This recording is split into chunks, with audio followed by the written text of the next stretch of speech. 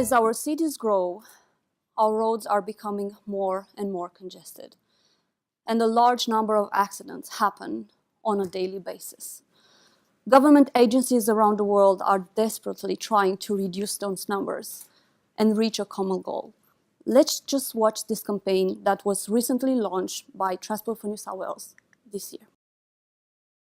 Last year, 380 people died on our roads. What do you think would be a more acceptable number? Acceptable? 70 maybe? Probably 70. This is what 70 people looks like. It's my family. So now what do you think would be a more acceptable number? 0. 0. But launching this type of campaigns is not enough to improve the road safety. Government agencies face challenging times, and they have to merge forces together with large industrial players, but also research institutions in order to reach this goal. I'm Simona, I'm a research scientist, and I'm here today to talk to you about the impact of a new transportation mode, the challenges that we're facing today, and the role of science into achieving this goal.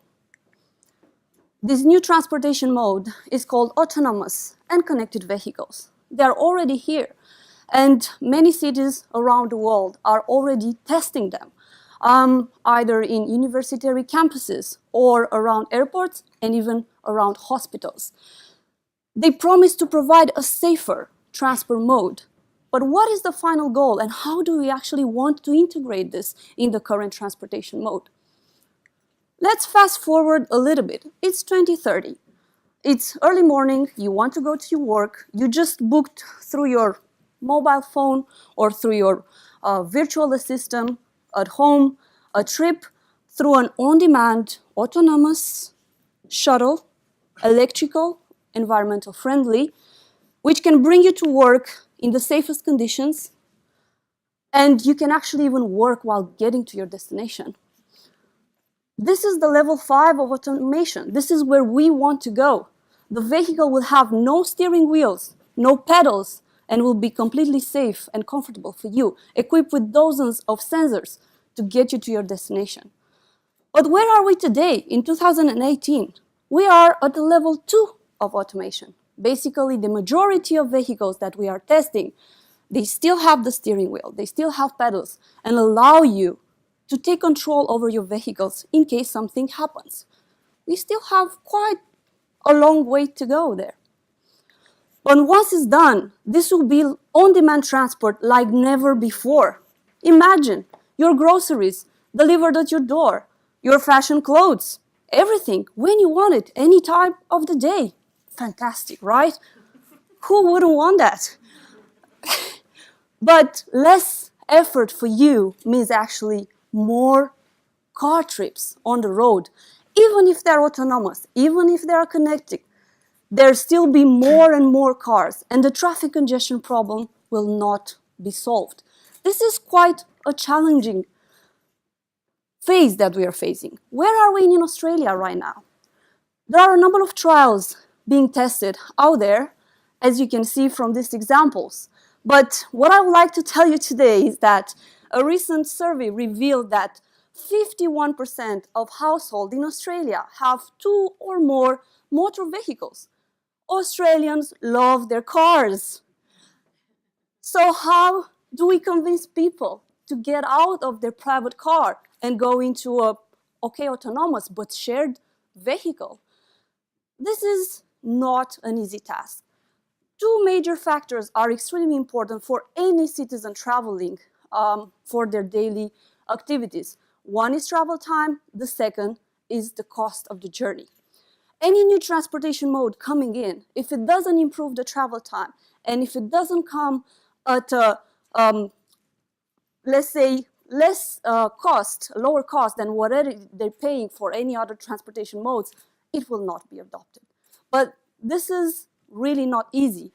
And the challenges we are facing are even more complicated than that. Currently, there is a lack of road infrastructure that needs to support the communication of these vehicles, not only between them, to send collision alerts and real-time situation awareness if there is an accident.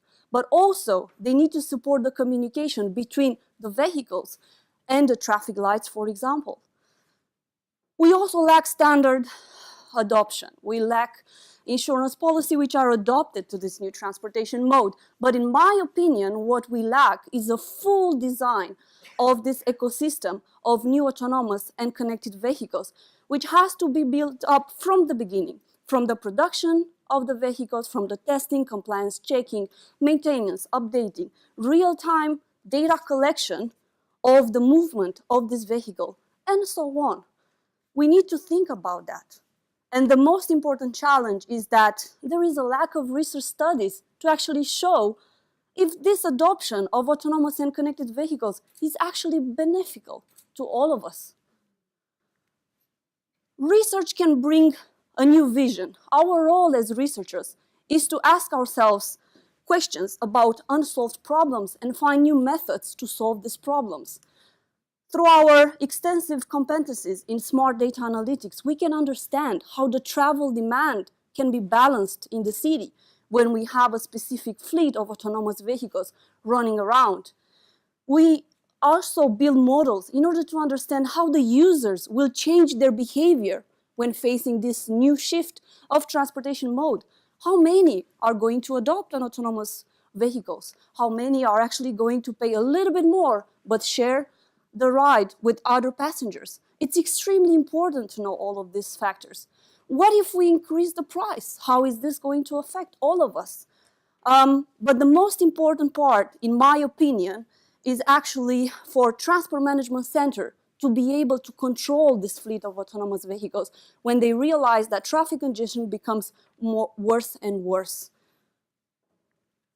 This today is my pledge for action, not only to government agencies, but all industrial players to merge forces with scientists in order to build those test beds, analyze what is going on, what will be the impact of adopting such transportation modes, build a better connected future, but also to all of us to provide feedback of the new adoption of this transportation mode. Is it good? Is it bad? Or how are you going to react to it? Get involved, provide feedback, and make a better future, not only for us, but our future generation, to meet that towards zero goal that I just mentioned in the beginning. Thank you.